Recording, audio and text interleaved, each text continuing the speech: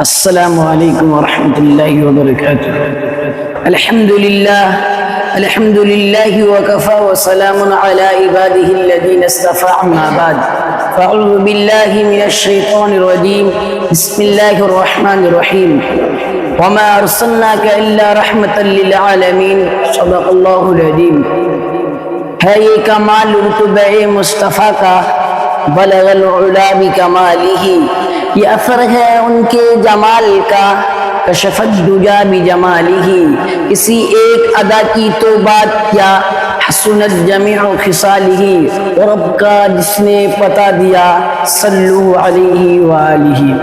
حضرات اساتذہ کرام اور بلبل جامعہ کے انگلیبو، آج جو ہستی میرا مزعج سخن ہے، چمنستان کائنات کا کوئی پھول نہیں بلکہ گلدستہ کائنات ہے، اس میں گو نہ گو اخلاق کریمہ کے پھول گندے گئے ہیں، ہر پھول اپنے رانائی سے وزیبائی میں گل سبز ہے، الگرد گلہائے رنگا رنگ سے ہے زینت چمن، گلہائے رنگا رنگ سے ہے زینت چمن، اے ذوق ازہاں کو بھی ہے زیب اختلاف سے۔ حضرات گرامی،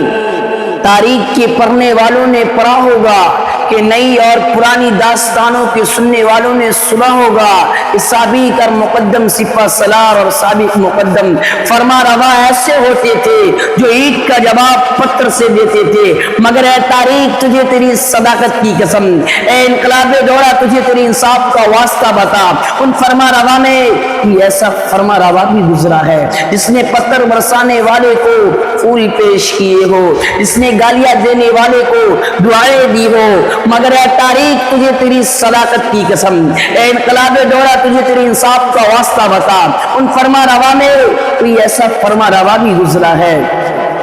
نئی بجلی کہاں ان بادلوں کی جیب و دامہ میں، پرانی بجلیوں سے بھی ہے جن کی آستیں خالی۔ اگر ایسے رحیم و کریم کی تلاش ہے تو آؤ سرزمین حجاز کی وہ مقدس تاریخ اٹھا کر دیکھو جو آج سے 1400 سال پہلے لکھی گئی تھی، وہاں تمہیں ملے گا تاجدار بطحا سرکار دو عالم صلی اللہ علیہ وسلم طائف والوں میں تمہارا ناصر ہو، تمہارا مصری ہو، مکہ سے سفر کی صعوبتیں برداشت کر کے تمہارے پاس اس لیے آیا ہوں کہ تمہیں گمراہی سے دلدل سے نکالے کر عزت و عظمت کی بلندیوں پر پہنچا دوں، مگر طائف کے شوریدہ چسپ اور شوریدہ پس قوم نے آپ کے ناصحانہ جذبے کا آپ کا صلہ دیا، آپ کے جسم اطہر پر پتھروں کی بارش کر کے آپ کے جسم اقدس کو لہو لہان کر دیا،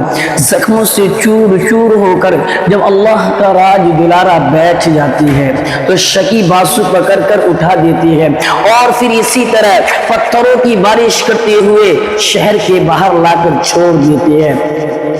محبوب کبریا کا یہ عالم دیکھ کر اور جو سما بحر و بر شجر و حجر سب کانپ اٹھتے ہیں، ملائکہ اور فرشتے چیخ اٹھتے ہیں، اے رب العالمین آپ کے محبوب کی حالت ہم سے برداشت نہیں ہوتی۔ آخر اس خالق بحر و بر مالک شمس و قمر اس کے مالک کو جوش آتا ہے، پہاڑوں کے فرشتے کو حکم ہوتا ہے کہ جاؤ جس طرح ممکن ہو میرے محبوب کی تسلی کا سامان کرو۔ پہاڑوں کے فرشتے حاضر ہوتے ہیں، یا رسول اللہ اجازت دیجئے ان بدبختوں کو پہاڑوں کے درمیان پیس کر رکھ دے۔ ہواؤں کے فرشتے حاضر ہوتے ہیں، یا رسول اللہ اجازت دیجئے ان کے گھروں پر ایسا آندھی چلا دی جائے کہ ان کی نسلیں اکھڑ جائے۔ فرشتوں کی بات سن کر کیا فرماتے ہیں؟ میں اس عالم میں رحمت للعالمین بن کر آیا ہوں، زحمت للعالمین بن کر نہیں آیا ہوں۔ میں ان کے حق میں کیوں کہہ رہے الہی کی دعا مانگوں، میں ان کے حق میں کیوں کہہ رہے الہی کی دعا مانگوں، بشر ہے بے خبر ہے کیوں تباہی کی دعا مانگوں۔